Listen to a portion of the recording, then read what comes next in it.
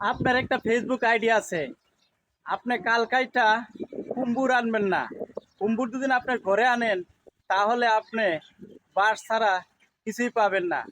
কারণ আপনার Facebook ID আছে, লাইভ চালু করে বন্ধুদের লাগে আড্ডা দিবেন না।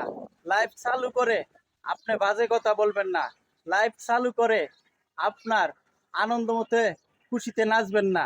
লাইভ চালু করে আপনার ফলোয়ারদের ভালোবাসা দিবেন। লাইভ চালু করে আপনার ফলোয়ারদের কমেন্ট করবেন। লাইভ চালু করে আপনার ফলোয়ারদেরকে ভিডিও দেখে দেখে শেয়ার করবেন। তাহলে আপনার লাইভ করলে লাভ হবে।